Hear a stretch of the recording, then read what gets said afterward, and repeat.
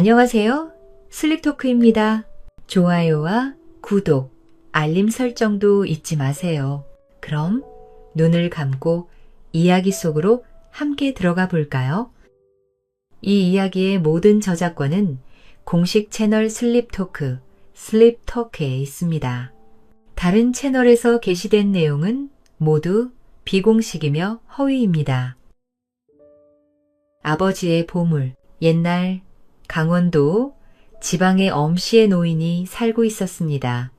노인은 천성이 유순하고 정직하여 평생 동안 남에게 폐 한 번 끼치는 일 없이 항상 착하게 살아온 사람이었습니다. 노인의 살림은 그리 넉넉한 편은 아니었지만 농사일을 하는 틈틈이 강에 나가 낚시하는 것이 그의 유일한 낙이었지만 노인은 잡은 물고기를 팔거나 가져오지는 않고 돌아오기 전 강물에 다시 풀어주고는 하였습니다. 가서 잘 살거라. 너희들 덕분에 재미난 시간을 보내게 해주어 고맙구나. 엄노인은 낚시를 하는 것을 즐기며 시간을 보내는 것을 좋아했을 뿐 잡은 물고기를 함부로 해하지 않았으니 그의 착한 성품이 드러나는 일이었습니다. 그러던 어느 봄날 엄노인이 강가에 나와 낚시를 하던 와중에 따뜻한 봄볕에 취해 깜빡 잠이 들려던 찰나 돌연 강물에서 거품이 부글부글 솟아 올라오더니 물밑에서 화려한 복장을 입은 건장한 사내 두 명이 물 위를 날듯이 뛰어올라 그의 배 위로 올라왔습니다. 당신이 노인 그렇소만 댁은 누구시오? 우리가 누군지는 알 것 없고 당신은 우리와 같이 가야 할 곳이 있어. 갑자기 어딜 간단 말이요? 노인은 믿지 못할 상황에 두려움에 떨며 괴한들의 말에 대답하자 그들은 다짜고짜 엄노인을 붙들고 순식간에 강물로 뛰어들었습니다. 왜들 이러시오. 사람 살려.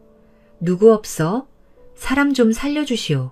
물속에 머리가 잠기기 전 엄노인은 있는 힘을 다해 소리쳐 보았지만 두 괴인은 엄노인이 그러거나 말거나 신경도 쓰지 않고 그를 붙잡고 순식간에 강물 깊은 곳까지 헤엄쳐 들어갔습니다. 엄노인은 물속에 들어가 그들에게 끌려가며 곧 이상함을 알아차렸으니 물속에서도 전혀 숨이 막히지 않고 편안히 숨을 쉬고 있는 자신을 느끼며 갑자기 일어난 이 변고에 정신을 차리기가 힘들었습니다. 두 괴인이 엄노인을 붙잡고 강물 밑으로 한참을 내려가자 으리으리한 궁궐이 나타났는데 그들은 엄노인을 이끌고 그곳으로 들어갔습니다. 궁궐 안은 호화스럽기 그지없었으니 놀란 눈으로 두리번거리던 노인이 어느새 커다란 대청에 들어서자 화려한 태사 위에 앉아 수염을 가슴까지 늘어뜨린 위엄 있는 노인이 그를 무섭게 노려보고 있었습니다. 분부대로 시성의 노인을 잡아왔습니다. 노인을 끌고 온 괴인 중 하나가 정중한 목소리로 아뢰자 태사 위에 앉아있던 노인이 엄노인을 향해 성난 목소리로 꾸짖었습니다. 너는 이 강에서 수많은 물고기들을 낚싯줄로 잡아올린 음가가 맞으냐? 너는 무슨 이유로 나의 백성들을 잡아올려 고통을 주는 것이냐? 너의 행동으로 이곳에 죄 없는 백성들이 받는 고초가 얼마나 큰지 알고 있느냐? 노인이 노인에게 추상 같은 목소리로 꾸짖자 노인은 그의 말을 듣고 깨달은 바가 있었으니 이들이 노인을 잡아온 곳은 다름 아닌 용궁이었습니다. 그를 무섭게 꾸짖고 있는 이는 모든 물을 다스리는 용왕이었고 노인은 이 사실을 알고 속으로 기겁하고 말았습니다. 곧 노인이 돌아가는 분위기를 눈치채고는 평소 자신이 낚싯줄로 물고기를 잡아온 일들이 떠오르며 두려움에 어찌할 바를 몰랐습니다. 제가 물고기들을 잡은 것은 사실이나 잡은 물고기는 한 마리도 해치지 않고 모두 강물에 풀어주었으니 용왕님께서 부디 너그럽게 용서해 주십시오. 무엇이라? 용서를 해달라고? 우리 백성들을 잡아다 고통을 주어 놓고는 이제와 용서를 해달라니 심하기 짝이 없구나. 용왕이 노인의 말에 더욱 대노하여 소리치자 옆에 서 있던 노인을 잡아온 사내가 조심스럽게 말하였습니다. 소인이 살펴본 바 이자가 우리의 백성들을 잡았던 것은 사실이나 단 한 명도 해치지 않고 모두 풀어줘 큰 피해를 입히지는 않은 것 또한 사실이옵니다. 무엇이라? 그 말이 진정 사실이더냐? 틀림없는 사실이옵니다. 그의 말을 들은 용왕의 노한 얼굴이 차츰 풀어지더니 조금은 누그러진 목소리로 엄노인에게 물었습니다. 너는 우리 백성들을 잡았다 다시 놓아주면서 왜 그러한 행동들을 매번 반복하여 그들에게 고통을 주는 것이냐? 그것이 소인은 낚시하는 것이 유일한 낙이자 물고기를 잡아 올릴 때 손맛을 느끼려는 것이지 살아있는 물고기를 해한 적은 한 번도 없으니 용왕님께서는 노여움을 푸시고 부디 해량해 주시옵소서. 노인이 다시 한번 고개를 숙이며 사죄하자 그를 보는 용왕의 눈길에서 점차 사나운 기색이 옅어지더니 그를 향해 낮은 목소리로 말하였습니다. 네가 비록 우리 백성들을 잡아 그들을 한순간 힘들게 하였으나 그래도 단 한 명도 해치지 않았으니 큰 악업을 짓지는 않았구나. 다른 인간들은 우리 백성들을 미물이라 생각하며 마구 해쳐 큰 죄를 짓고 있으니 훗날 응분의 대가를 치를 것이다. 그리고 너는 앞으로 낚시 같은 것으로 우리 백성들을 괴롭히지 말고 더욱 좋은 일을 하려 노력하며 살거라. 예, 용왕님의 말씀대로 앞으로는 절대 낚시질을 하지 않겠습니다. 엔? 그제서야 용왕은 모든 노여움이 풀어져 엄노인을 향해 부드러운 어조로 말하였습니다. 너는 풍류를 즐길 줄 아는 데다가 세상에 해를 끼치지 아니하였으니 이 용궁에서 나의 손님으로 대접받을 하도다. 앞으로 나에게 바깥 세상의 일을 이야기해주며 이곳에서 머물다 가거라. 예, 감사합니다. 정말 감사합니다요. 용왕의 말에 엄노인은 조여오던 숨통이 트이며 다리에 힘이 풀려 그 자리에 주저앉아 버리고 말았습니다. 그날부터 엄노인은 용궁에 나아 매일 산의 진미를 대접받으며 수시로 용왕에게 불려나와 그와 바깥 세상의 일들을 이야기 나누다 시간 가는 줄 모르고 즐거운 날들을 보내되었습니다. 시간이 흘러 노이니 어느덧 용궁에 들어온 지 석 달이 됐을 무렵 그는 집에서 자신을 걱정하고 있을 아내 생각에 그만 집으로 돌아가야겠다.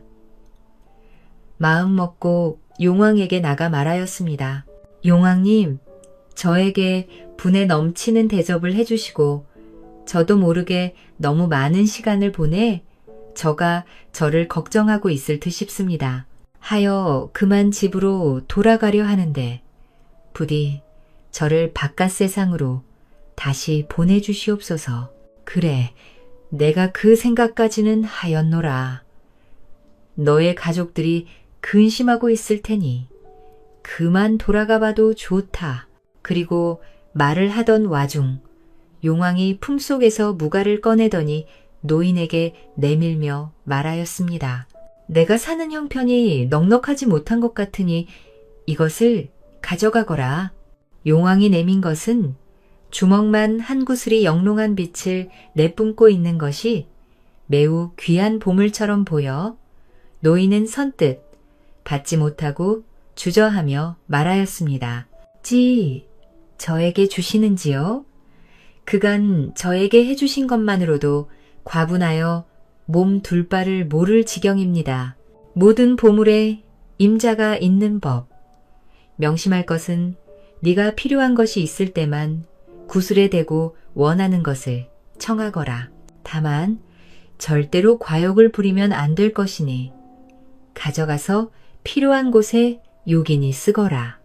말을 마친 용왕이 그의 손에 구슬을 건네주며 엄노인의 손을 꽉 잡아주자 노인은 순간 손에서 엄청난 통증을 느끼며 정신이 아득해 쓰러져 버렸고 한참 시간이 지나서야 눈을 떠보니 자신의 배 위에서 잠이 들었다 깨어나게 되었습니다. 이 모든 일이 한바탕 꿈이었다. 생각하던 노인이 몸을 일으키려던 순간 그의 손에 영롱한 구슬이 빛을 발하고 있는 것을 보고는 꿈속에서 겪은 일들이 결코 꿈이 아니었음을 깨닫고 구슬을 소중히 간직하고 서둘러 집으로 돌아갔습니다. 노인이 평소답지 않게 다급히 집 안으로 들어오자 부인이 의아해하며 물었습니다. 영감, 무슨 일이 있길래 그리 급히 뛰어들어와요? 그게 내 우연히 얻은 물건이 있으니 조용히 방으로 따라 들어오우. 뭘 얻었길래 이리 호들갑을 떨어요. 당신답지 않게? 방 안으로 황급히 들어가는 엄노인을 보고 그의 부인이 미심쩍은 표정으로 따라 들어오자 그가 방문을 걸어 잠그고는 자신의 부인에게 심각한 표정으로 말하였습니다. 지금부터 내가 한 가지 물건을 보여줄 테니 절대 그 누구에게도 이 일을 말해선 안 돼요. 아니, 이 양반이 오늘따라 더위를 잡수셨나? 뭘 주워왔길래 이리 호들갑을 떨어요?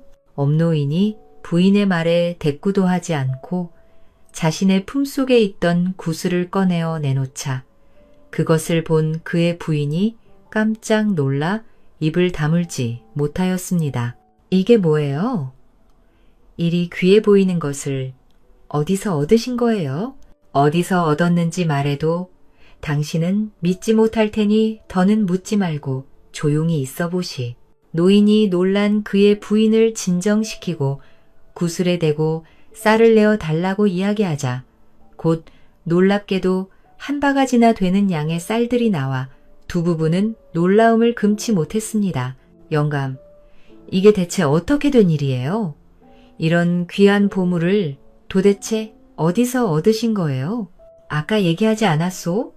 굳이 어디서 얻었는지 알려고 하지 말고 이 일은 절대로 그 누구에게도 이야기해서는 안 돼요.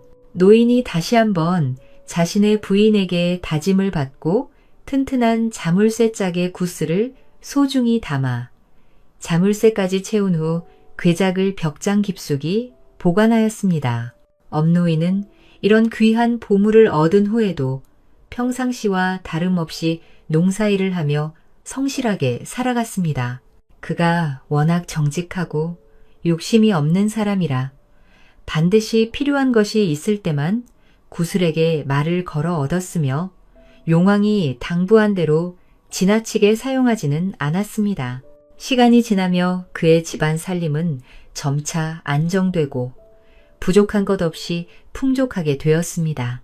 그러던 어느 날 엄노인의 시집간 딸이 친정에 오랜만에 와보니 집안이 이전과 다르게 눈에 띌 정도로 풍족해진 것을 알아차리고 어머니에게 그 이유를 묻게 되었습니다.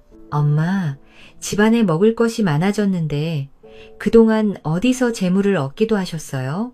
딸의 말에 엄노인의 부인은 남편이 신신당부한 것이 생각나 함부로 말하지 못하고 안절부절하다.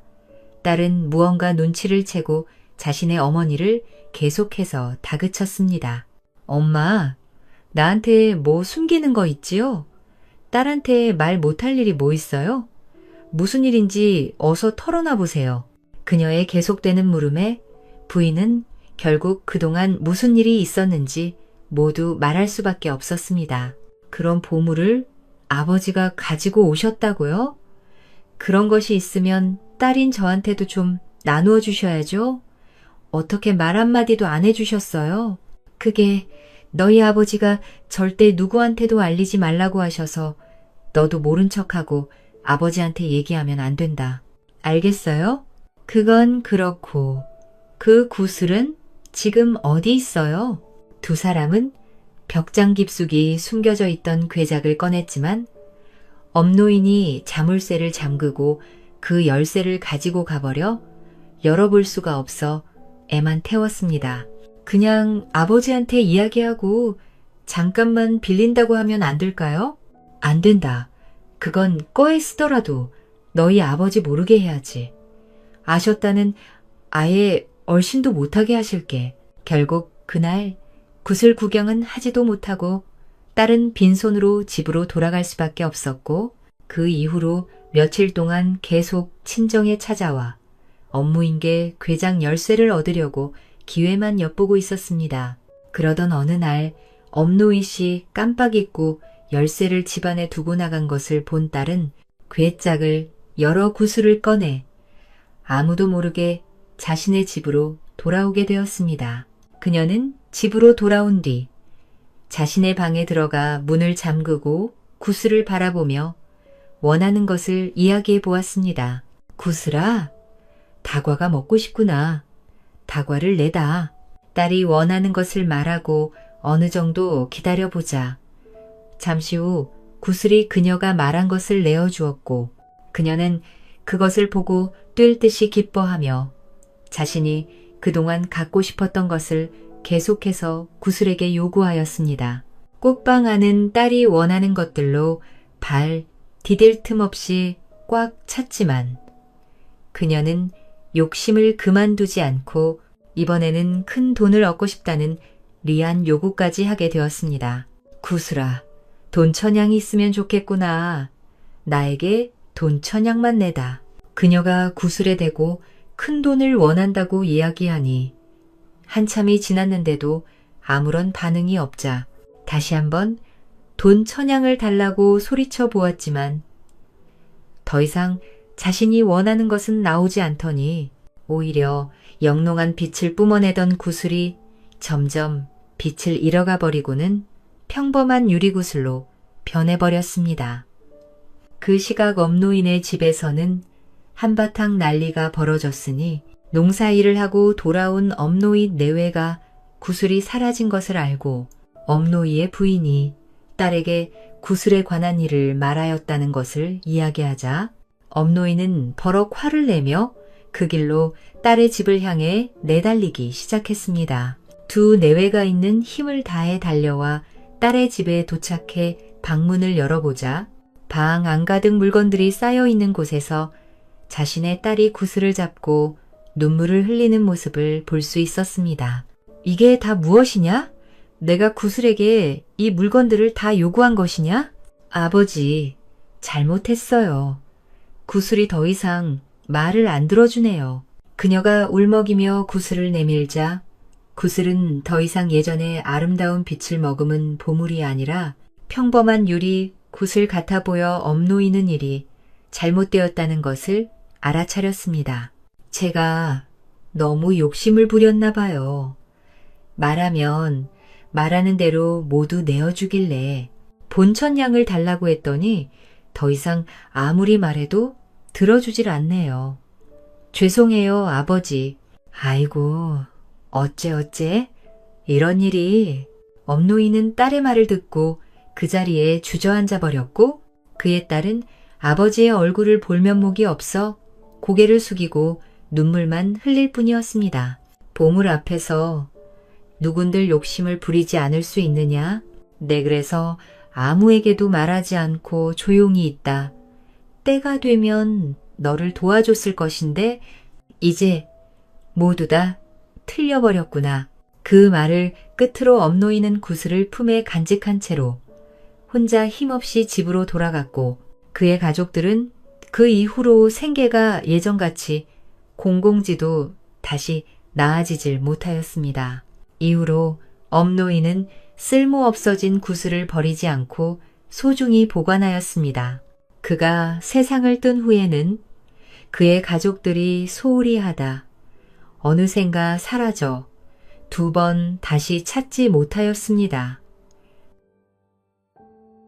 세상을 뒤흔든 어린 과부. 옛날 조선시대 세조 임금 시절 이응이라고 개국할 시기에 문신이었던 성격의 손녀가 한 명 태어나 어려서부터 온갖 호사를 누리며 집안에서 어른들의 귀여움을 독차지하며 자라났습니다. 어느덧 그녀의 나이가 혼이 날 때가 되자 그녀의 부모는 딸에게 걸맞는 짝을 찾다. 단양 군사나미와 혼례를 올리게 했습니다. 혼례를 올리는 날 나미를 본 그녀는 나미의 못생긴 외모와 작은 키를 보고 크게 실망하고 말았습니다. 아이고, 내 팔자야. 하고 많은 남자 중에 하필 저런 임자라고 평생을 살아야 돼? 그녀는 자신의 의지와는 상관없이 혼례를 올린 후에는 나미와 사이가 별로 좋지 않아 부부의 정을 느끼지 못하며 살아갔습니다. 그러던 어느 날 나미가 병에 걸려 시름시름 앓다 얼마 안 가 세상을 떠나게 되었고 그녀는 젊은 나이에 졸지에 과부가 되고 말았습니다. 그나마 큰 정이 없어도 옆을 지키던 남편이 떠나고 홀로 남은 이 씨는 밤이면 외로움에 몸부림치다 훤칠하고 당당한 사내를 만나 사랑에 빠지는 상상을 하였습니다. 그러던 어느 여름날 이 씨가 안채에서 한가롭게 낮잠을 자고 있었는데 어디선가 갑자기 목탁 소리가 들려 그녀가 놀라 잠에서 깨게 되었습니다. 마침 잘 자고 있었는데 누구야? 내 단잠을 깨운 게? 그녀가 화를 내며 문을 열고 밖을 보자 한 젊은 중이 서 있다. 그녀의 기세에 놀라 말했습니다. 시주님, 부처님께 공양하여 공덕을 쌓으시고 웬 땡중이 내 단칸까지 들어온 게야? 그것이 대문이 열려 있는데 내다보는 사람이 없어서 여기까지 들어오게 되었습니다. 지금 일하는 사람들이 다 뭐하는 거야? 이봐, 산하라, 뭐해? 그녀가 고래고래 소리를 질렀지만 누구 한 명 꾸짖는 사람도 없자 젊은 스님이 그녀에게 고개를 숙이며 말했습니다. 다들 일이라도 나가신 모양입니다. 불편하시면 다음에 다시 찾아뵙도록 하지요. 젊은 스님이 인사를 하고 나가려 하자 그녀가 천천히 스님을 훑어보더니 인상을 풀며 말했습니다. 이봐, 젊은 중, 얘는 할 테니 잠깐 일로 들어와 보시게나.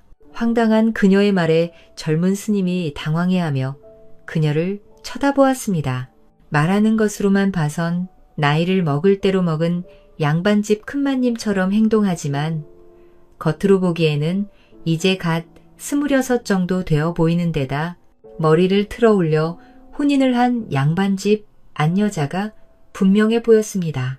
그런 여인이 자신을 방으로 따라 들어오라니 자신이 아무리 스님이라 해도 그녀가 왜 이렇게 나오는지 대충 짐작이 갔지만 후에 어떤 일이 닥칠까 두려워 망설이고만 있었습니다. 이봐요 스님, 머리는 그만 굴리고 잠깐 들어와 보라고. 내가 설마 훤한 대낮에 남정네를 잡아먹기라도 하겠어? 그것이.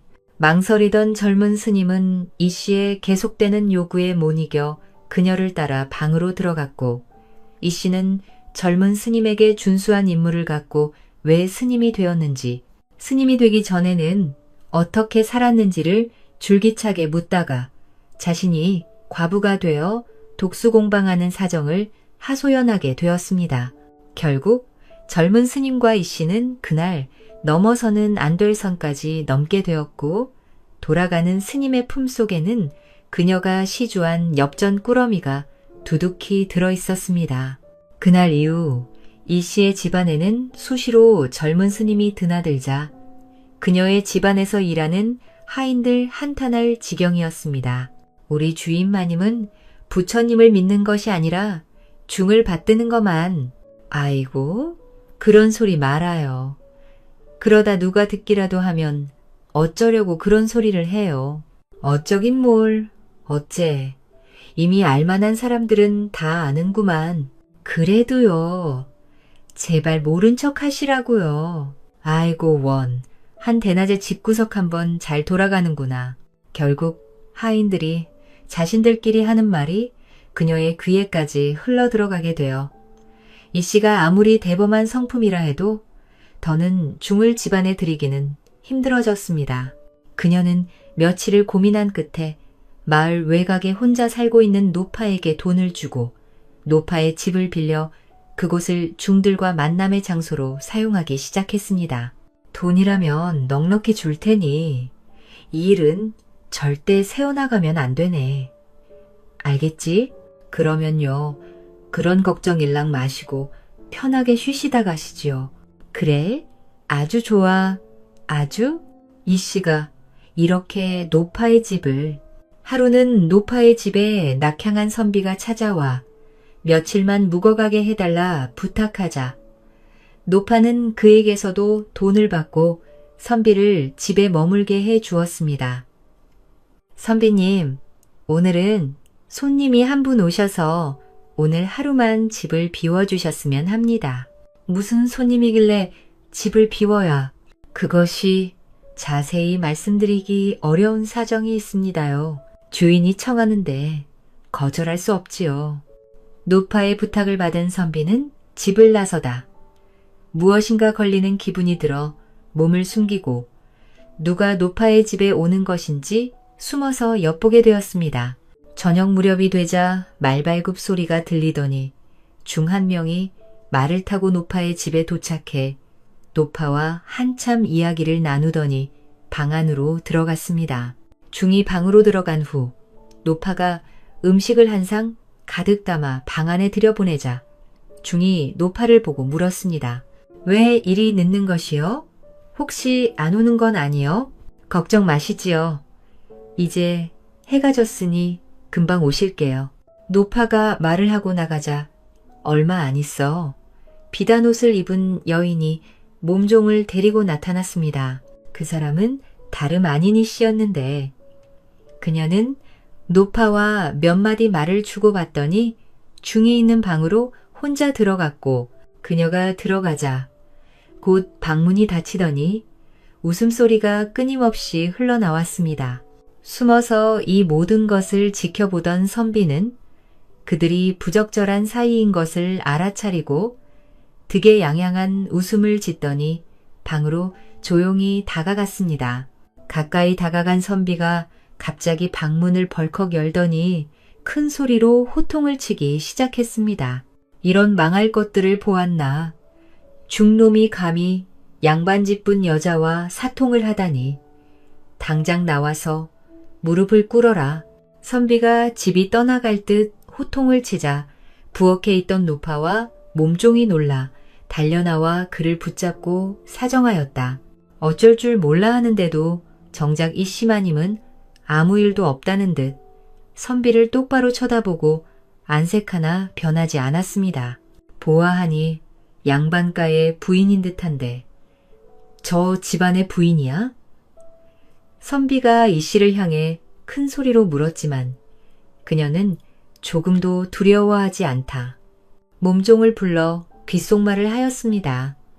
그러자 여종이 밖으로 나가더니 면포와 중이 타고 온 말을 끌고 왔습니다. 오늘 이를 모른 척 해주면 이 면포와 중이 타고 온 말을 주겠어. 예. 그녀의 말에 선비는 짐짓 구미가 당겼지만 곧 얼굴빛을 바꾸고 다시 말했습니다. 당신은 어느 부인요? 전 단양군수 아미의 부인이자 영양군 이응 대감의 손녀 이외다. 내가 이렇게 부탁하니 오늘 일은 못 본 걸로 해주시오. 그녀가 이렇게 나오자 선비는 모시기는 척하며 면포와 말을 갖고 사라졌고 이 씨는 이 일이 있은 이후로는 중과의 만남을 가질 마음이 싹 사라졌습니다.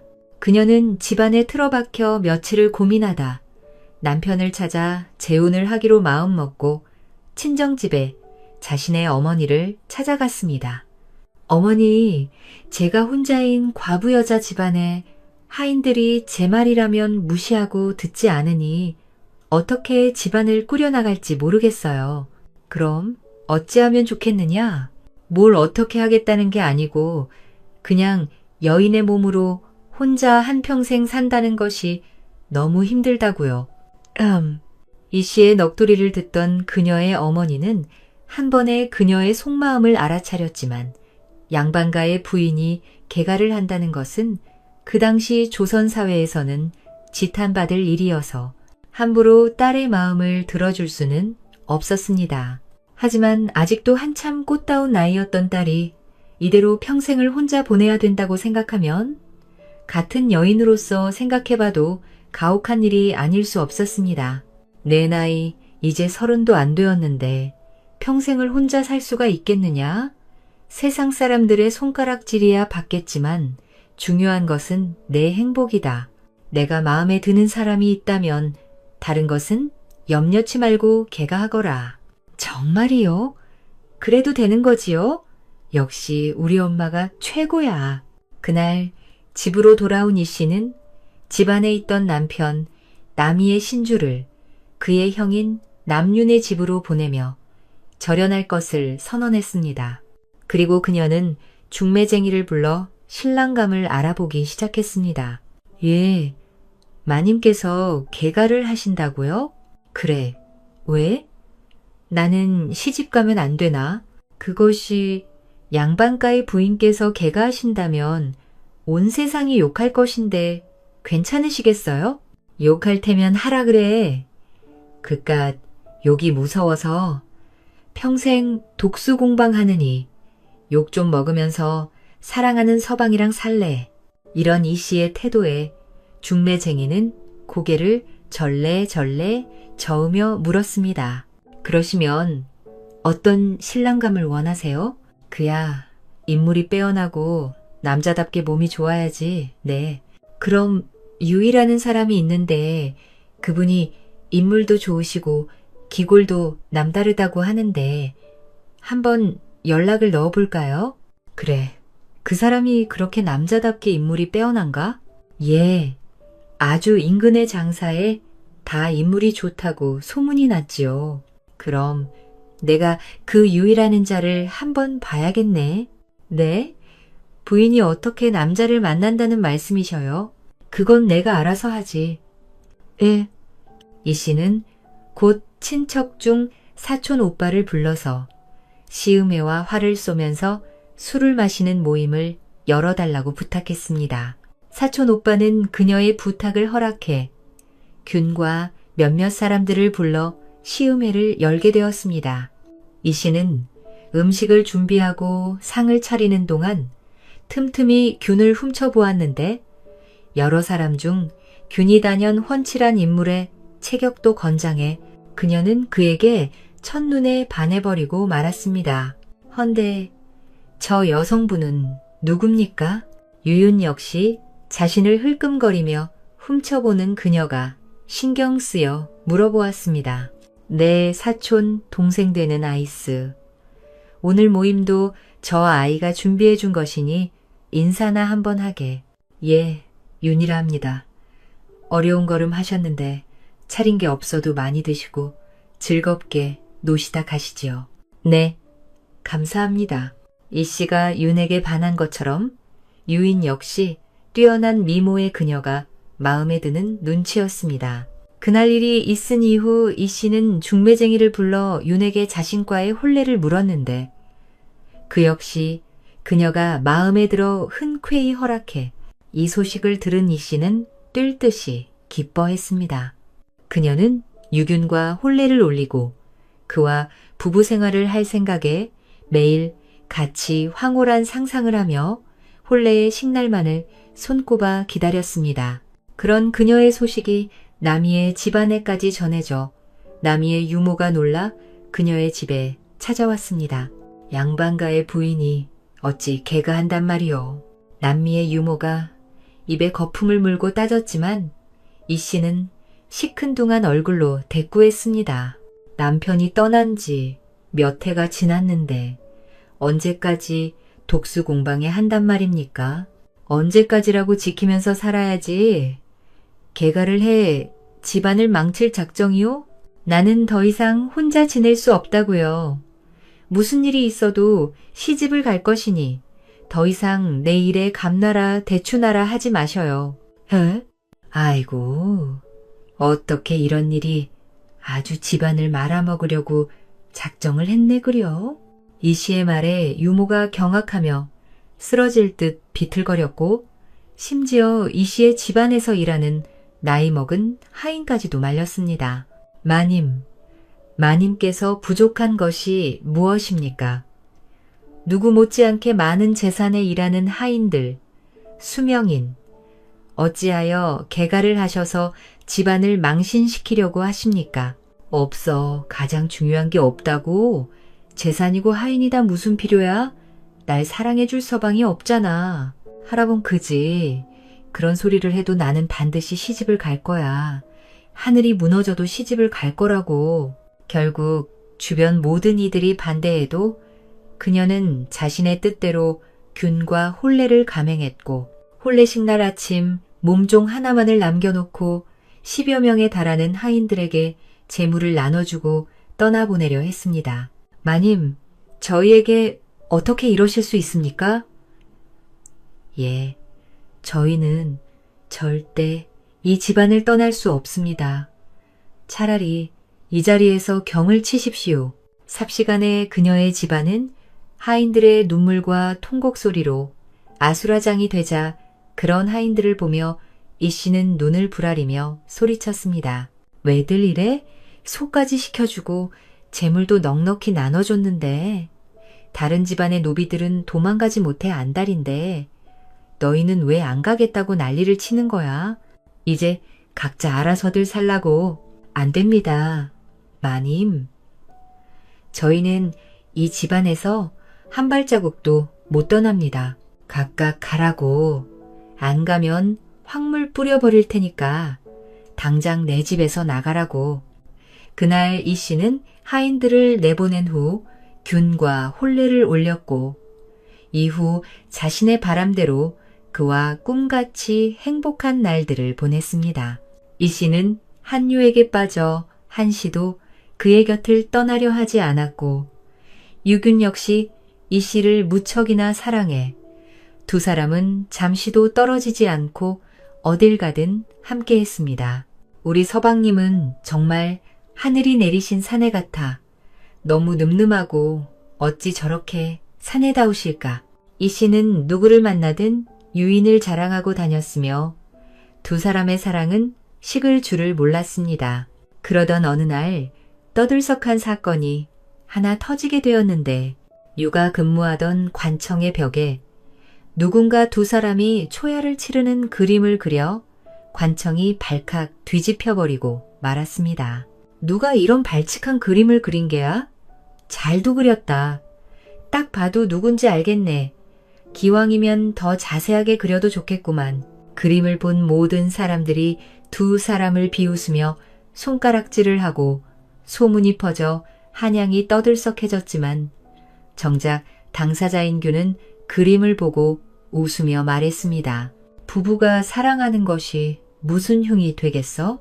그는 조금도 부끄러운 기색 없이 당당하게 행동해 다른 사람들을 놀라게 만들었습니다.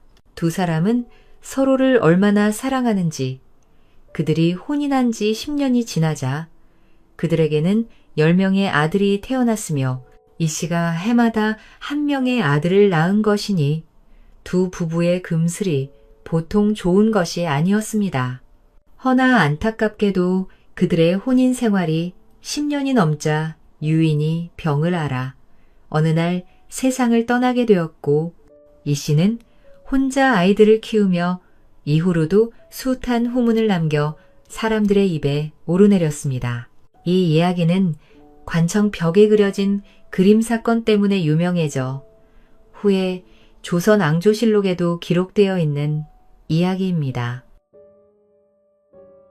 배짱 하나로 부자가 된 사내. 옛날 경상도 지방에 순이라는 총각이 한 명 있었습니다.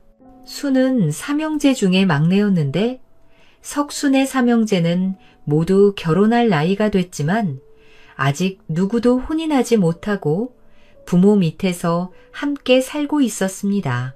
하루는 석순의 아버지가 새 아들을 데리고 새끼를 꼬고 있다 큰아들에게 물었습니다. 내가 지금 새끼 쌀밥에 딴 아랫목에서 덕이냐? 아버지의 뜬금없는 물음에 첫째 아들이 넉살 좋게 대답했습니다. 그야, 물론 아버지 어머니 덕분이죠. 제가 이제껏 일이 클 수 있던 것도 지금까지 편안히 살 수 있었던 것도 모두 다 부모님 덕분입니다. 그래, 그래. 내가 그리 말할 줄 알았다. 그럼 둘째, 너는 누구 덕분에 지금 이렇게 잘 살 수 있는 것이냐? 석순의 아버지가 이번에는 둘째 아들에게 가튼을 하자 째아들이 웃음을 보이며 말했습니다. 어머니 덕분이지. 두말하면 무엇하겠습니까? 그래, 그래. 너희들이 그리 잘 알고 있으니 아비 마음이 흐뭇하구나. 두 아들에게 원하는 대답을 들은 석순의 아버지는 기쁜 마음에 무하다 막내 아들인 순이를 바라보았습니다. 헌데 순이는 아까부터 두 형의 말을 듣고 무엇이 못마땅한지 잔뜩 인상을 찌푸리고 있었습니다. 그런 순에게 그의 아버지가 아까와 같은 질문을 던졌습니다. 그럼 우리 막내는 구덕일 수 있느냐? 아버지의 질문에 인상을 찌푸리 석순이 더 인상을 쓰더니 퉁명스럽게 대답했습니다. 그야 제복에 사는 거죠. 사람은 다 자기가 가진 복으로 먹고 사는 게 아니겠어요? 뭐야, 이놈 봐라. 다시 말해봐라. 네가 안 굶고 이 정도로 먹고 사는 게 내 복 때문이라고? 석순의 말에 그의 아버지가 성을 버럭 소리치자 첫째, 둘째 아들은 놀란 얼굴로 석순을 쳐다보았고 순은 화를 내는 자신의 아버지를 보고 다시 한번 뚱한 목소리로 대답했습니다. 예, 다 제복에 따라 먹고 사는 거지요. 야, 이놈아이. 어이, 덕은 모르고 다 내 복이라고? 이런 불효, 막심한 놈을 봤나. 고래고래 소리를 지르는 석순의 아버지가 방바닥에 있던 담뱃대를 가지고 석순의 머리를 후려치며 소리를 질렀습니다. 네, 너 같은 놈을 이제껏 자식이라고 먹여 살려놨더니 뭐가 어쩌고? 어찌 다 내 복으로 먹고 살 것 같으면 당장 내 집에서 나가 내 힘으로 살아보거라. 이놈아. 아이고, 왜 때리고 그러세요? 뭐야? 이놈이 그래도 정신을 못 차렸네. 석순이 반항하며 소리치자 그의 아버지는 화를 참지 못하고 더 길길이 날뛰며 성을 내었고 남은 두 아들이 그런 아버지를 뜯어말리며 석순을 방 밖으로 내보냈습니다. 이게 무슨 소란이야? 순아, 내 아버지 왜 저러시는 거야? 그게 시끄러운 소리에 놀라 달려온 어머니에게 석순이 방금 전에 있던 일을 이야기하였고 석순의 말을 들은 어머니는 울며 말하였습니다. 아버지 성질을 몰라서 그런 소리를 했니? 어서 아버지한테 가서 잘못했다고 싹싹 빌거라. 그러면 내 아버지도 금방 풀리실 거야. 제가 무슨 잘못을 했다고 용서를 빌라는 거예요? 저는 제 생각을 말한 것뿐이라고요. 석순이 자신을 붙잡는 어머니를 뿌리치고 화를 못 참고 씩씩대며 집을 나가자 그의 어머니가 뒤에서 안타깝게 소리쳤습니다. 순아, 아버지 화 풀릴 때까지만 나갔다. 들어오거라, 알았지? 어머니가 하는 말 말래도 석순이 뒤도 돌아보지 않고 집을 나가버린 후에 몰려오는 서러움과 화를 삭히지 못해 투덜거리며 발길이 닿는 대로 길을 걸었습니다. 그렇게 석순이 정처 없이 길을 걸은 지 한참이 되자 어느덧 해가 지면 저녁이 되었고 석순은 하루 종일 제대로 먹지 못해 배고픔의 다리까지 아파와 저녁을 얻어먹을 만한 집을 찾게 되었습니다. 석순이 얼마나 걸었을까? 기와집이 즐비한 부자 동네에 들어가게 되자 석순은 그 중에서도 가장 큰 기와집을 찾아 대문을 두드렸습니다. 주인장 계시오?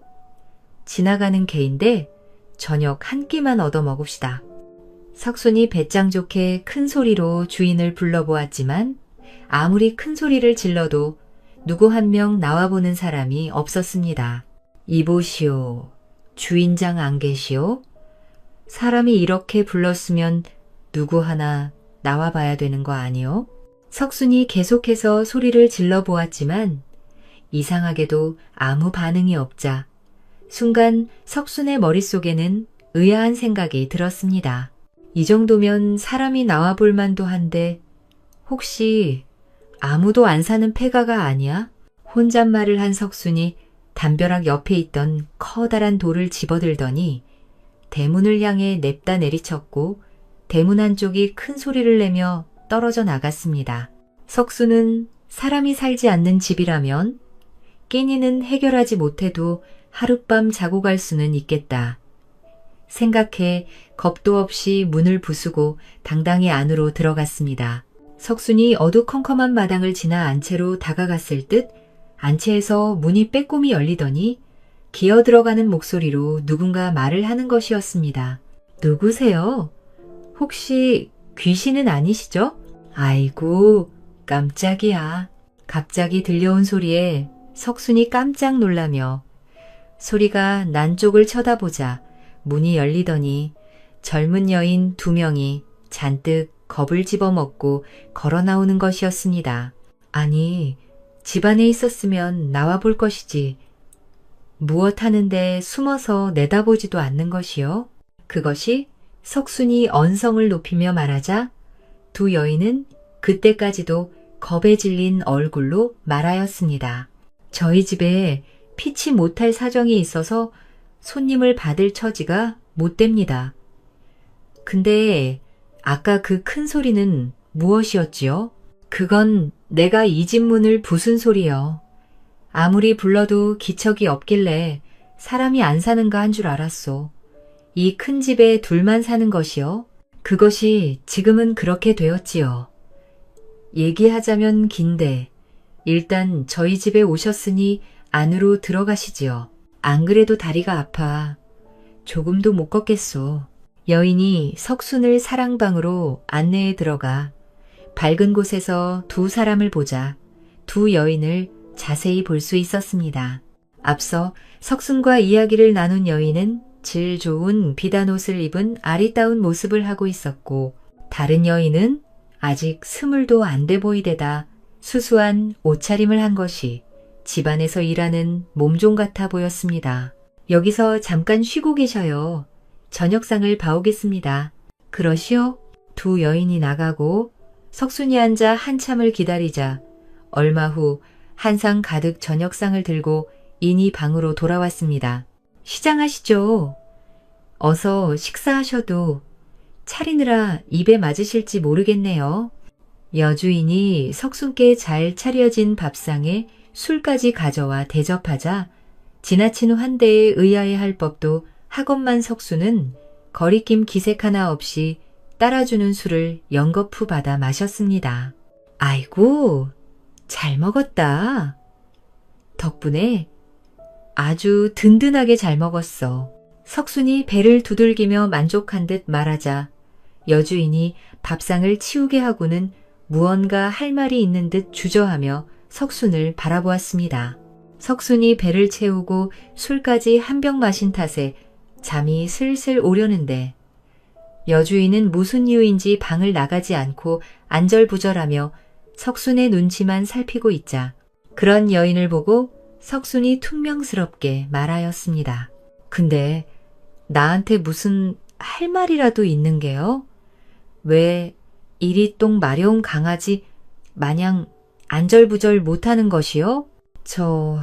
그것이 참 어려운 부탁을 하나 드릴까 해서 그러는데 우물쭈물하지 말고 무슨 일인지 할 말이 있으면 속 시원히 말해보시오.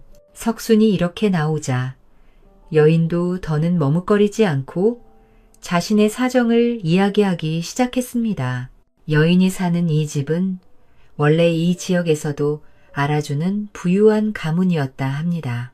한밤중에 거센 바람과 소란스러운 소리가 나기 시작하더니 밤만 지나면 신랑과 자신의 시부모는 물론 집안의 가족들이 한두 명씩 큰 화를 당하더니 나중에는 일을 하던 하인들도 겁을 집어먹고 모두 도망쳐버렸고 지금은 어려서부터 같이 자라온 몸종과 자신만이 유일하게 남아 집을 지키고 있다고 말하였습니다. 여주인은 석순이 폐가인 줄 알면서도 겁도 없이 문까지 부수고 들어온 배포 정도면 자신의 집에 닥친 환란을 막아줄 수 있을지도 모른다고 생각해 석순에게 어려운 부탁을 하게 되었습니다. 별 괴상한 일이 다 있구만. 차라리 관에 신고를 하지 그러시오. 관에도 하소연을 해보았지요. 헌데 이런 일은 자기들이 어쩔 수 없다고 차라리 무당을 알아보라고 말만 하고 내빼더라고요. 불러보셨어, 그럼? 그럼요.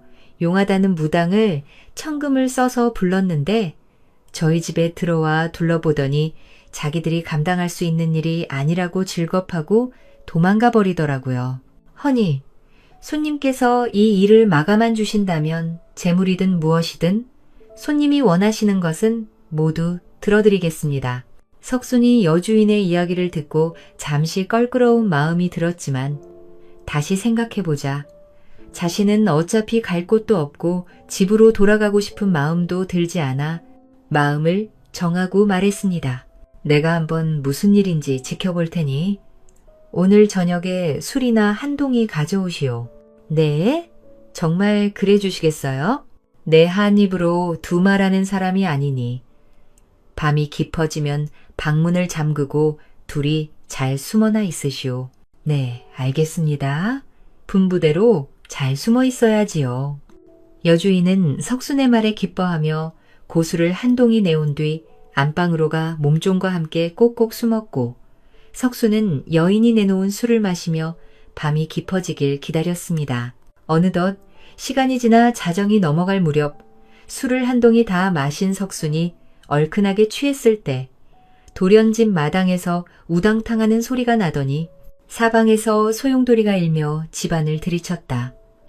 앞마당으로 나가보자 마당 가득 말을 타고 고색 창연한 갑옷을 입은 군사들이 들어와 있는 것이었습니다. 그들을 본 석순이 겁을 먹기는커녕 술기운에 화를 버럭내며 앞으로 나가 소리쳤습니다.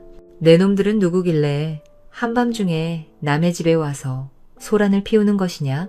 석순이 당에 나가서 고함을 치자 그 소리에 그들 사이에서 덩치가 유난히 크고 화려한 갑옷을 입은 장군처럼 보이는 이가 앞으로 나서며 말했습니다. 그러는 너는 처음 보는 자로구나. 이 집안의 사내들은 배포가 없어. 우리만 보면 기겁을 하더니 너는 제법 용기가 있어 보이는 이로구나. 스님, 뭘로 보고 소란 피우지 말고 이 집에 찾아온 용건이나 말하거라. 그놈 강단이 제법이다. 장군으로 보이는 자가 석순이를 보고 마음에 들어하며 자신이 이 집을 찾아온 이유를 말하기 시작했습니다. 그는 자신이 초패왕 항우의 백이라고 말하며 이 집의 주인이 가지고 있는 오강하는 그림에 머물고 있었는데 이 집주인 영감이 그림을 볼 때마다 궤대로 그림에 있는 자신을 두들기며 힘만 센 아둔한 놈이라고 욕해 자신이 아무리 혼백이 된 몸이라도 주인 영감의 말을 들을 때마다 한이 쌓였다고 했습니다. 어느 날부터인가 밤이 되면 나타났다는 것이었습니다. 그의 말을 들은 석순이 인상을 쓰더니 항우를 쏘아보며 소리쳤습니다. 그럼 당신이 앙심을 품고 이 집 가족들을 해한 것이고요. 무엇이라? 너는 내가 힘없는 양민을 괴롭히는 못난 놈으로 보이느냐? 당신이 밤마다 나타나 이 집의 가족들을 괴롭혀 사람들이 화를 겪은 것 아니요? 석순의 말에 오히려 항우는 억울하다는 표정으로 말하였습니다. 나는 이 집안 사람들에게 더는 그림 속에 나에게 손대지 말라고 말하고 싶었던 것이지 결코 그들을 해할 생각이 없었다. 그저 그들이 우리를 보고 지레 겁을 먹고 까무러쳐 버려 아무 말도 못하고 계속 나타났던 것뿐이지. 항우의 말을 들은 석순은 그제야 사정을 알았다는 듯 한결 나긋한 목소리로 말하였습니다. 이 집에 주인 영감도 안 계셔서 더는 그림에 대고 뭐라 할 사람도 없는데 당신은 묻어 원하시오? 그것은 딱 한 가지 청이 있다. 너라면 능히 해줄 수 있을 것이다. 그의 말대로 이 집에는 항우를 담은 그림을 가지고 있었는데 그 그림은 항우가 자신이 처음이자 마지막으로 유방에게 패한 장면을 담고 있었으니 그 그림에는 항우의 깊은 한이 담겨져 있었습니다. 부탁이라니 그것이 무엇이요? 너는 이 집에 있는 그림이를 없애버리고 나와 내 군사들이 전장에서 승리하는 모습을 담아 그려다오. 그리하면 나는 그 그림에 머물며 더는 이 집에 나타나지 않을 것이다. 그런 것이라면 내 그렇게 하리다. 허나 시간이 필요하니 그림이 완성될 때까지는 당신은 이 집에 나타나 더는 사람들을 놀라게 하지 마시오. 석순의 말에 항우는 그림이 완성되는 동안 나타나지 않겠다. 약속을 하며 한 달의 시간을 주었고 곧 다른 군사들과 조용히 사라져 버렸습니다. 그들이 사라지고 나자 엉망이 된 앞마당을 대충 치운 석순이 안방으로 가 여주인을 불렀습니다. 보시오. 다 물러갔으니 그만 나와 보시오. 석순이 부르는 소리에 아무 대답도 없자 그가 문을 따고 안방으로 들어가 살펴보았더니 두 여인이 서로를 끌어안은 채 기절해 있었습니다.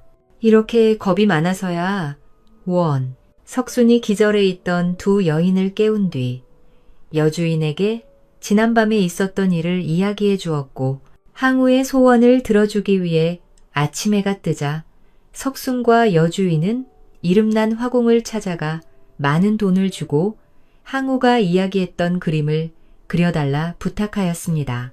그렇게 그림을 그리게 한 뒤 여인의 집에 돌아온 석순은 여주인과 함께 그날부터 한동안 그 집에 머물게 되었는데 여주인은 석순에게 밤낮으로 산의 진미를 대접하였습니다. 마치 자기가 이 집 주인이라도 되는 양 매일 극진한 대접을 당연하다는 듯 받으며 지내게 되었습니다. 그렇게 시간이 지나 약속한 한 달이 다 되었고 그림도 모두 완성이 되자 석순은 여주인을 불러 음식과 술을 푸짐하게 준비해달라 부탁하고는 모든 준비가 되고 밤이 깊어지자 두 여인을 안방으로 들여보내 몸을 숨기게 한 뒤 자신 혼자 마당에 나가 항우와 그의 군사들이 나타나길 기다렸습니다. 어느덧 자정이 되어갈 무렵 바람이 일어나더니 군사들을 이끌고 초왕 항우가 석순 앞에 모습을 드러냈습니다. 그래? 너는 내가 말한 그림을 준비하였소? 준비해 왔으니 한번 보시오. 석순이 말을 하며 그림을 내밀자 항우가 그것을 받아 뚫어지게 쳐다보다 긴 한숨을 내쉬고 석순을 바라보며 말하였습니다. 이 그림은 지난날 호기로웠던 나와 내 군사들을 보는 듯하구나. 내 마음에 쏙 든다. 마음에 든다니 다행이요. 이 음식들도 장군과 군사들을 위해 준비했으니 마음껏 드시지요. 우리를 위해 이렇게까지 준비를 했다니 고맙기 짝이 없구나.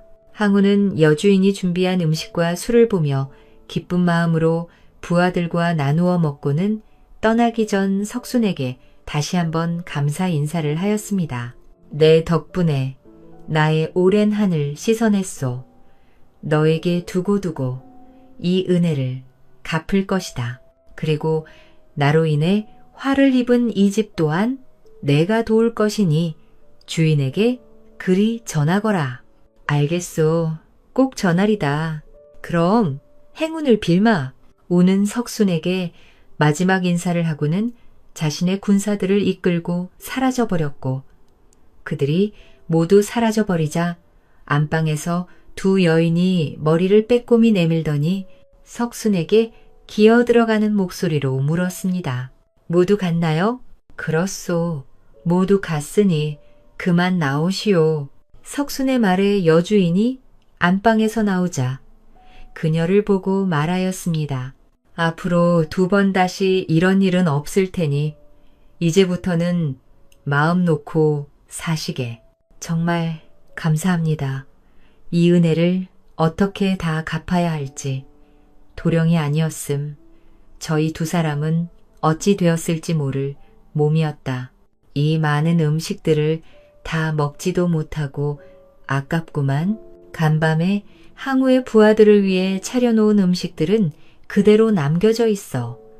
다음 날 여주인은 동네 사람들을 불러다 큰 잔치를 벌이며 여러 음식을 나눠 먹었습니다. 그날 잔치가 끝나고 모든 일이 마무리되자 석순이 그만 이 집을 떠나려고 하자 여주인이 그를 붙잡고 은근한 어조로 말하였습니다. 도령이 집을 떠나면 어디로 가시렵니까?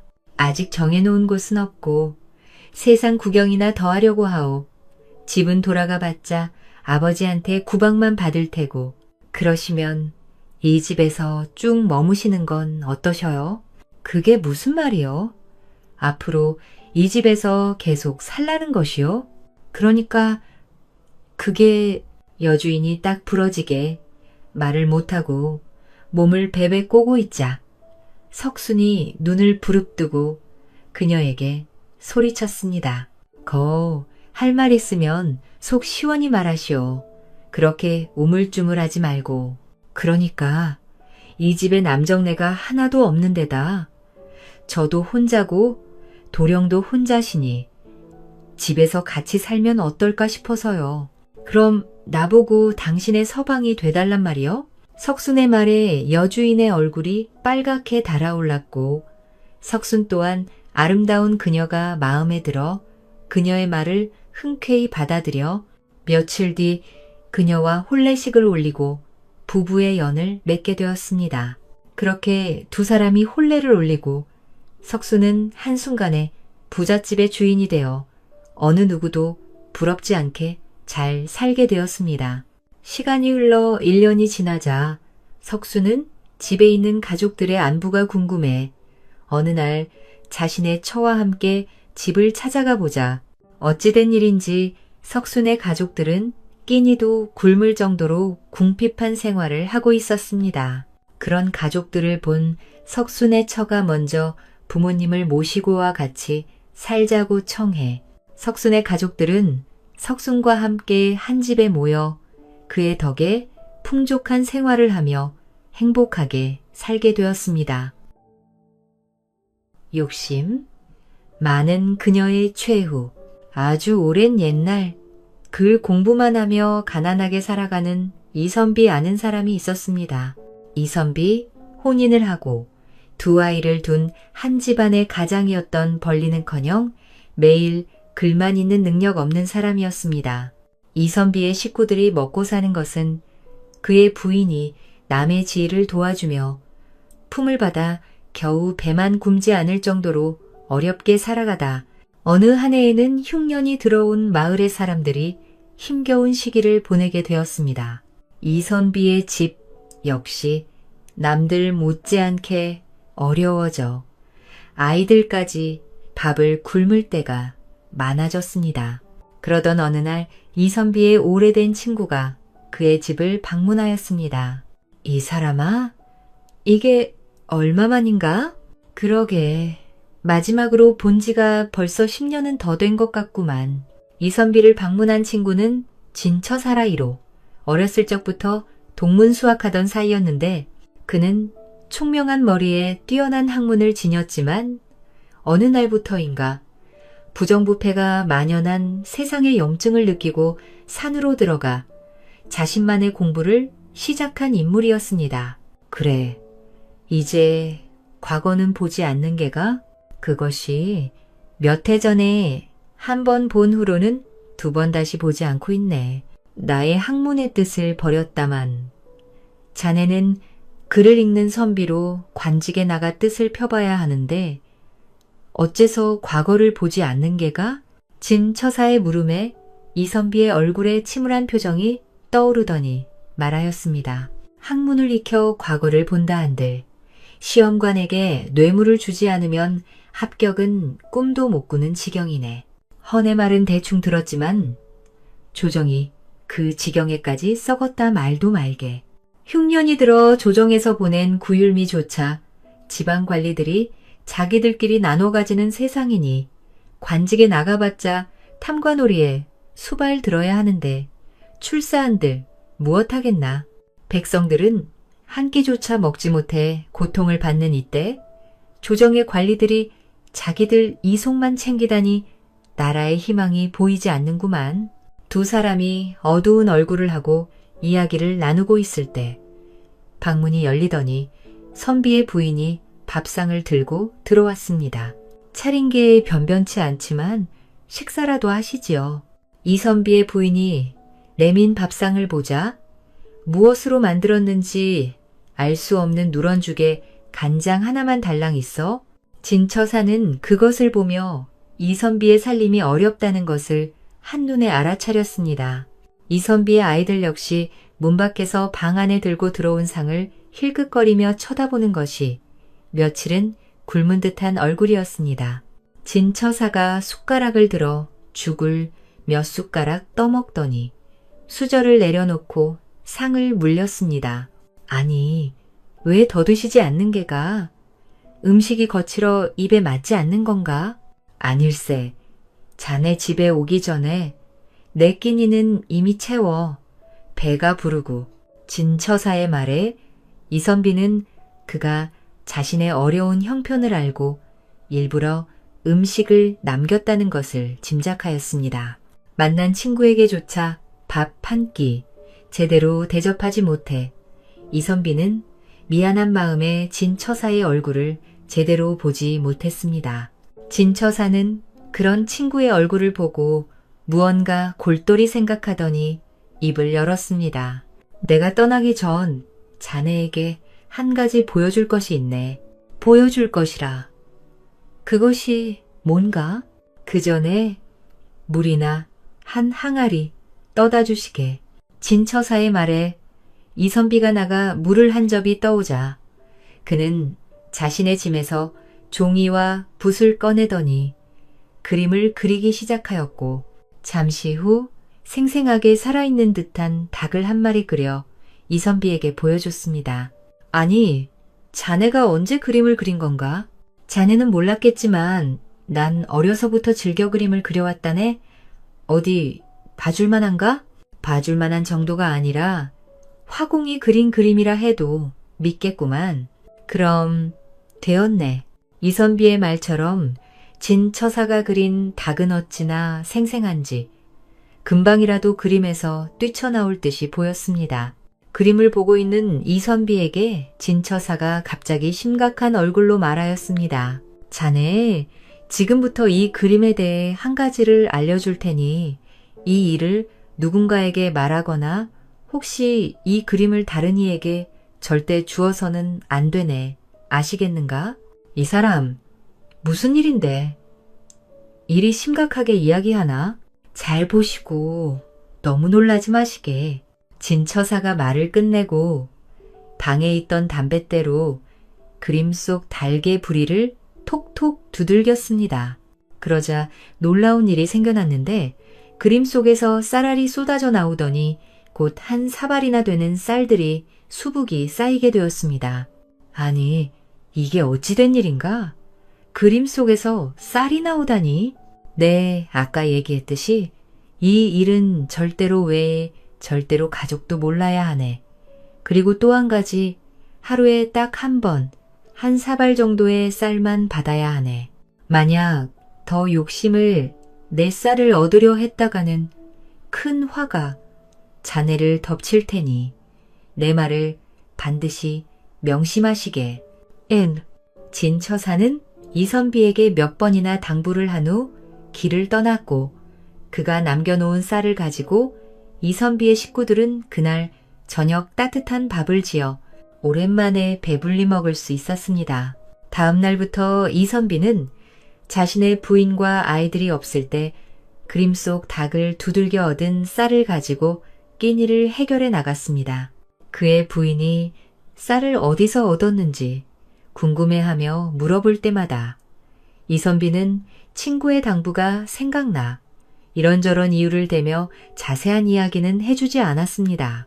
그렇게 이선비의 가족들이 배고픔에서 벗어나 매일같이 쌀밥을 배불리 먹자 아이들은 즐거워하며 좋아했지만 그의 부인은 날이 갈수록 의문이 커져만 갔습니다.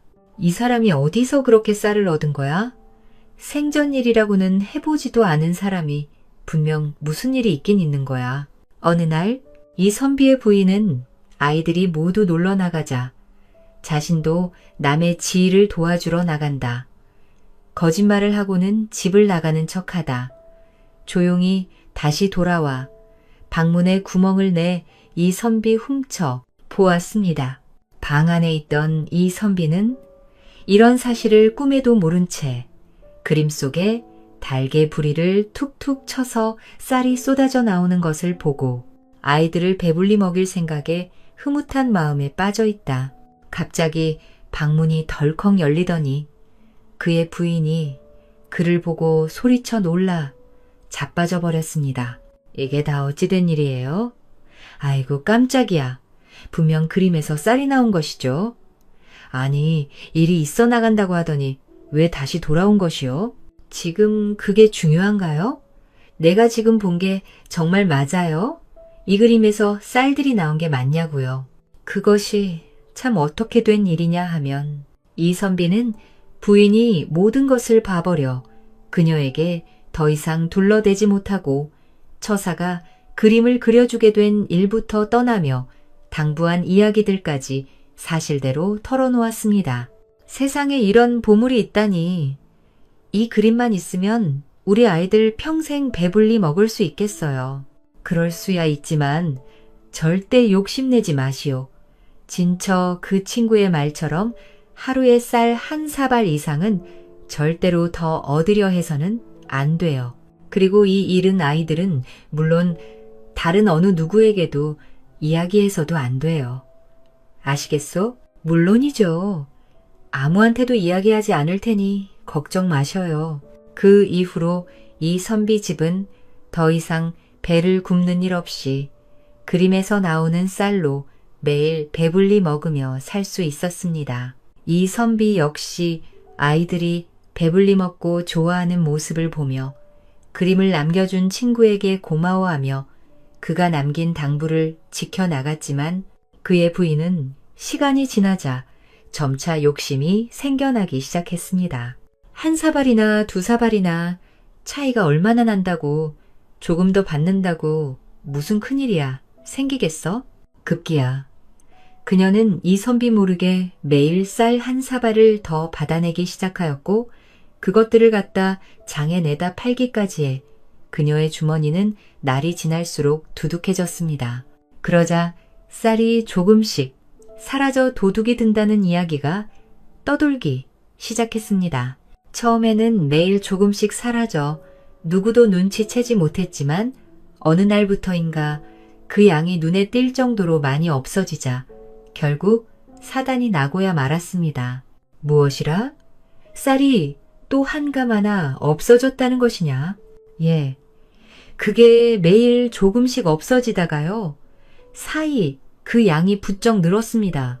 보초는 세워두었던 것이냐? 밤새 포졸들이 돌아가며 번을 섰는데 어떻게 곡간으로 들어와 쌀을 가져갔는지 귀신이 곡할 노릇이다. 도대체 어떤 놈이 아무도 모르게 훔쳐간단 말이냐.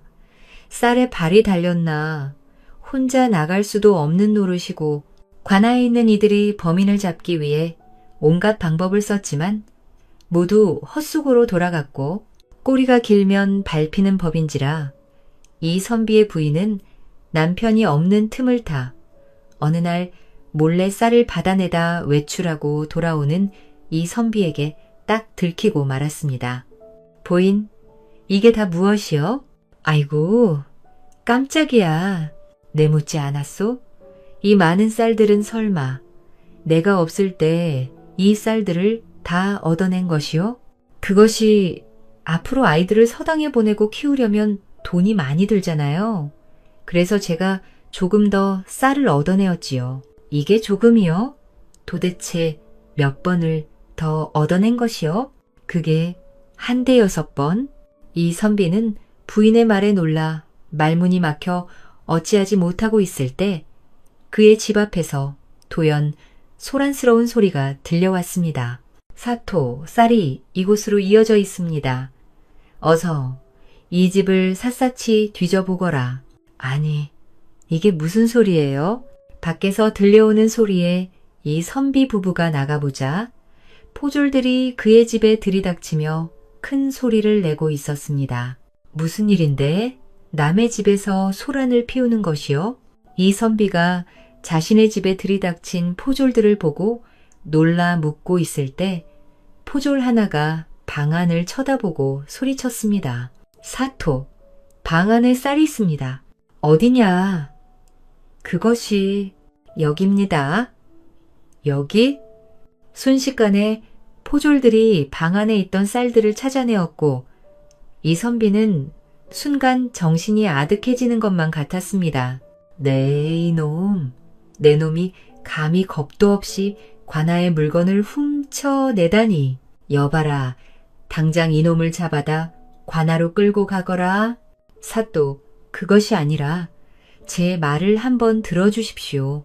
이 선비가 뭐라고 변명을 하려고 했지만 포졸들이 달려들어 그를 밧줄로 꽁꽁 물고 끌고 나갔고 그 모습을 본 이 선비의 부인은 눈물로 사정을 했지만 소용이 없었습니다. 사또, 이 사람은 도둑질할 사람이 아닙니다.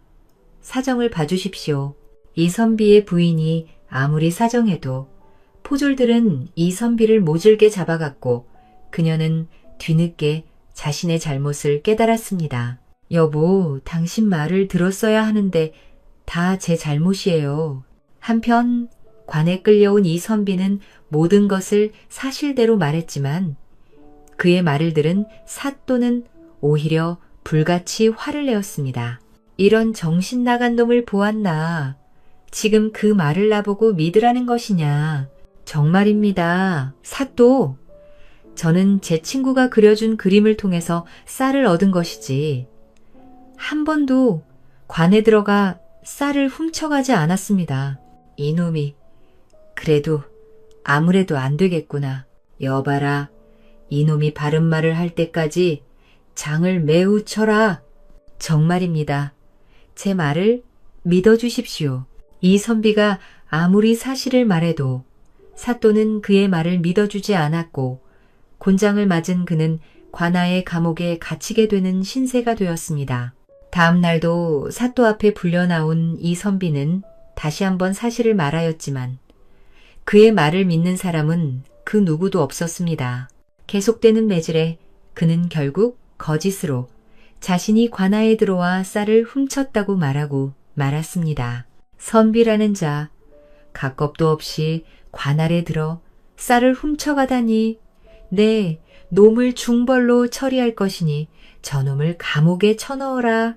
졸지에 선비는 감옥에 갇힌 채로 자신에게 내려진 벌을 기다리는 처지가 되었고 그의 가족은 다시 배를 굽는 어려운 형편에 처하게 되었습니다.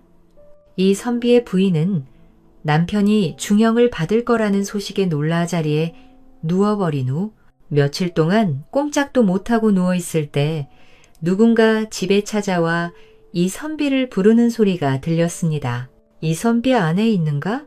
누구세요? 그녀가 아픈 몸을 이끌고 내다보자 이비에게 그림을 그려주었던 진처가 그의 집 앞에 찾아와 있었습니다. 처사님, 그를 보고 이 선비의 부인이 눈물을 쏟으며 통곡하자 진처사는 대번에 큰 병고가 생겼다는 것을 알아차렸습니다. 무슨 일이 생긴 것이요? 보인? 그것이 남편이 관아에 잡혀갔어요.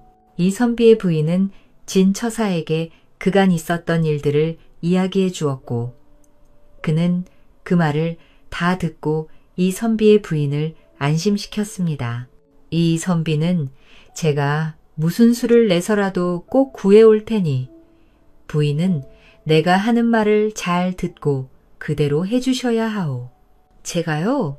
뭘 하면 되나요? 진처는 그녀에게 짐을 싼 후 아이들과 몸을 피하게 한 뒤에 관아로 자신이 이 선비의 죄를 밝히기 위해 왔다고 말하며 사또 만나기를 청하였습니다.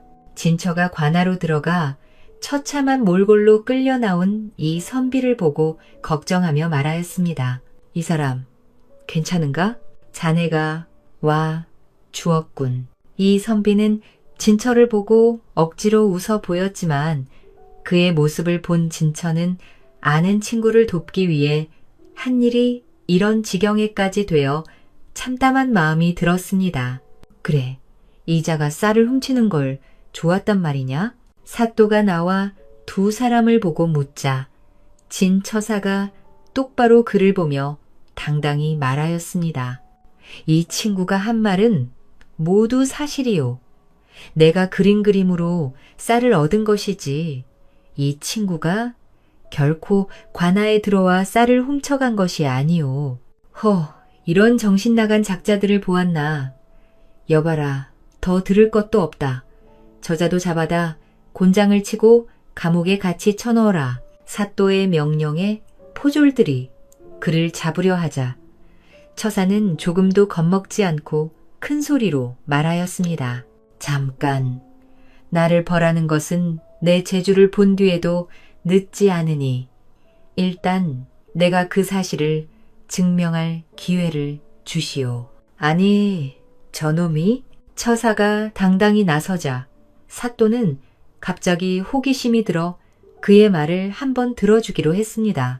내가 말한 것이 거짓이라면 나를 능한 죄까지 도해중을 치셔도 무방할 테니 가있거라. 걱정 말고 잘 보고 있으시오.